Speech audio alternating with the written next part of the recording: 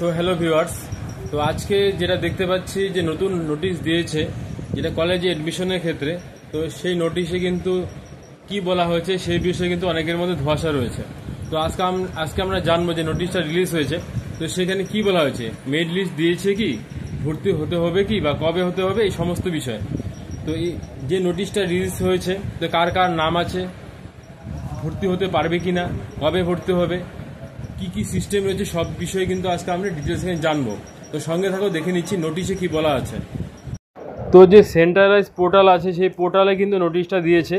তো সেই নোটিশটা দেওয়ার পরেই কিন্তু তো অনেকের মধ্যে কনফিউশন স্টার্ট হয়েছে যে মেরিট লিস্ট বেরিয়েছে, আমার নাম আছে কি নেই, কবে ভর্তি হব, কি ব্যাপার, এই বিষয়ে একটা প্যানিক আছে। তো আমি এখানে ভিডিও শুরুর আগে বলে দিচ্ছি, কোনো টেনশনের কোনো বিষয় নেই। যারা যারা অ্যাপ্লিকেশন করেছো তারা অবশ্যই ভর্তি হতে পারবে, ঠিক আছে। এটা হলো মেন বিষয়। কি আছে না আছে সেটা বাকি পরের বিষয়। মেন বিষয় কি, যারা অ্যাপ্লিকেশন করেছো তারা ভর্তি হতে পারবে। তো এখন দেখো, এখানে আজকে কিন্তু 22শে আগস্ট, এখানে বলেছে class will be start new session 2025 এবং 2026। তার মানে কি 2025-26-এর যে ক্লাস স্টার্ট হবে সেই বিষয়ে বলেছে 31শে আগস্ট, ঠিক আছে। 31শে August publish of institution wise course programme wise seat allotment in upgrade round. তো এখানে কি বলা আছে, 31শে আগস্ট বিকেল 5টার পর কিন্তু পাবলিশ হচ্ছে সেটা কোর্স ওয়াইজ এবং সাবজেক্ট ওয়াইজ প্রোগ্রাম।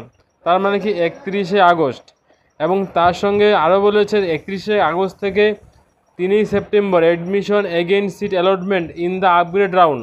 তার মানে কি 31 তারিখে যে নোটিশটা দেবে বা লিস্টটা বের হবে তার সময় থাকবে 3 তারিখ অবধি, 3 সেপ্টেম্বর অবধি। এর মধ্যে অ্যাডমিশনটা হয়ে যেতে হবে।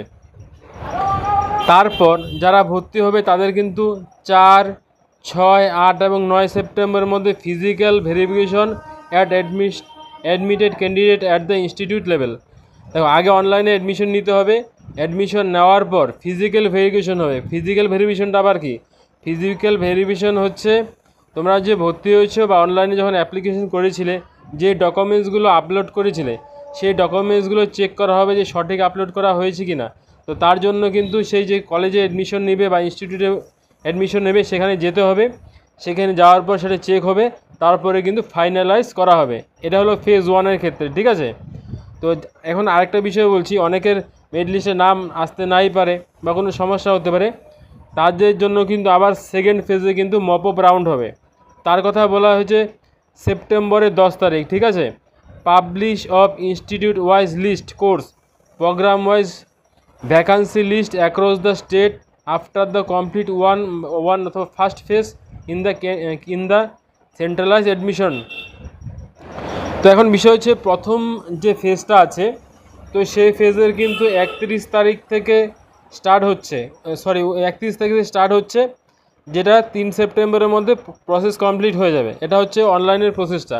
তারপর কি হবে, ফিজিক্যাল ভেরিফিকেশন হবে, যেটা 4 তারিখ, 6 তারিখ, 8 তারিখ এবং 9 তারিখের মধ্যে কলেজে যেতে হবে এবং ডকুমেন্টস সাবমিট করতে হবে। এটা ফার্স্ট ফেজ।